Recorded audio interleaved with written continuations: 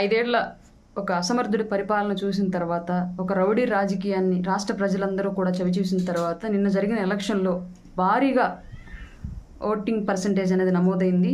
అది భారీగా కూటమికి అనుకూలంగా ఓటింగ్ పడింది అనేది దానికి నిదర్శనంగా ఇవాళ జగన్మోహన్ రెడ్డి చేయించుకున్నటువంటి సర్వేల్లో జగన్మోహన్ రెడ్డి యొక్క ఆంతరంగిక టీం ఇచ్చినటువంటి ఇన్ఫర్మేషన్తో తేటతెల్లమైంది. కాబట్టి ఈ రోజు జగన్మోహన్ రెడ్డి తట్టాబుట్ట సర్దుకోవడానికి ఆల్రెడీ లండన్కి పారిపోవడానికి ముందస్తుగానే టికెట్లకి అలాగే కోర్టుకి పర్మిషన్ కూడా పెట్టుకుని ఉన్నాడన్న విషయం మనకు ఎలక్షన్కి ముందే తెలుసు. నిన్నటి పోలింగ్ తర్వాత ఈ రోజు ఇప్పటికిప్పుడు జరుగుతున్న ఇంకొక సంఘటన ఏంటి అంటే 6 రకాలైనటువంటి సంక్షేమ పథకాలు ఏవైతే ఫీజు రియంబర్స్మెంట్ కానివ్వండి, విద్యా దీవెన కానివ్వండి, రైతు భరోసా కానివ్వండి, ఇంకా మిగతా ఏవైతే సంక్షేమ పథకాలు 6 రకాల సంక్షేమ పథకాలకు సంబంధించి రాష్ట్ర ప్రభుత్వం నుంచి పేదల అకౌంట్లో పడాల్సినటువంటి 14,000 కోట్ల రూపాయల్ని జగన్మోహన్ రెడ్డి ఎప్పుడో జనవరిలో బటన్ నొక్కి ఇప్పటి వరకు కూడా అకౌంట్లో డబ్బులు వేయకుండా వివిధ సభలు పెట్టి ప్రతిదానికి ఆసరా పేరుతో సిద్ధం సభ, విద్యా దీవెన పేరుతో సిద్ధం సభ అని చెప్పేసి సభలు పెట్టాడు. కానీ ఒక్కళ్ళకు కూడా అకౌంట్లో డబ్బులు వేయలేదు.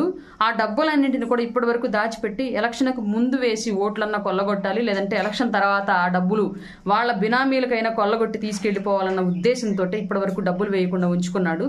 ఈ రోజు 14,000 కోట్ల రూపాయల ప్రజాధనాన్ని అతనికి సంబంధించినటువంటి బినామీలు కాంట్రాక్టర్లుగా ఎవరైతే చేస్తున్నారో అందరూ కూడా కాదు, రాష్ట్రంలో మళ్ళీ మిగతా చిన్న చితక కాంట్రాక్టర్లకు కాదు, కేవలం అతనికి సంబంధించినటువంటి కాంట్రాక్టర్లకు మాత్రమే ఆ 14,000 కోట్ల రూపాయలు అకౌంట్లో ట్రాన్స్ఫర్ చేసి వాళ్ళ సెటిల్మెంట్లు చేసే ప్రయత్నం చేస్తూ ఉన్నాడు. ఎందుకంటే ఓడిపోబోతున్నాడు. వన్స్ ఫ్లైట్ ఎక్కి ఎగిరిపోతే ఇంక మళ్ళీ ఇండియాకి తిరిగి రాడు. కాబట్టి అతన్ని నమ్మి పనిచేసి లేదంటే అతని వెనకాల ఉన్నటువంటి బినామీలు నష్టపోకూడదన్న ఒకే ఒక దురుద్దేశంతో ఈ డబ్బుల్ని బినామీల ఖాతాలకు ట్రాన్స్ఫర్ చేసే ప్రయత్నం చేస్తున్నాడు జగన్మోహన్ రెడ్డి. ఈ రోజు సిఎస్ అలాగే ఆర్థిక శాఖ అధికారులైనటువంటి రావత్, సత్యనారాయణ గారు కూడా నిబంధనలకు విరుద్ధంగా జగన్మోహన్ రెడ్డితో ఈరోజు మీటింగ్ పెట్టుకుని దానికి సంబంధించిన చర్చలు జరుపుతూ ఉన్నారు.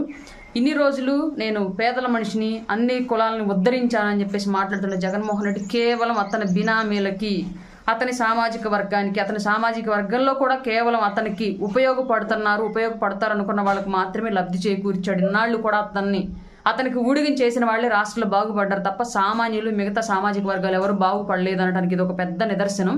పేదలు పెత్తందారులు, నేను పేదల పక్షాన పోరాడుతున్నానని చెప్పినటువంటి జగన్మోహన్ రెడ్డి వాళ్ళ పేదల నోళ్లు కొట్టి పేదల అకౌంట్లో పడాల్సినటువంటి 14,000 కోట్ల రూపాయలని పెత్తందారుల అకౌంట్లో ట్రాన్స్ఫర్ చేయడానికి ఇప్పుడు మీటింగ్ జరుపుకుంటూ ఉన్నాడు. ఇప్పటికైనా కళ్ళు తెరిచి ఉంటారు ప్రజలను మేము నమ్ముతున్నాము.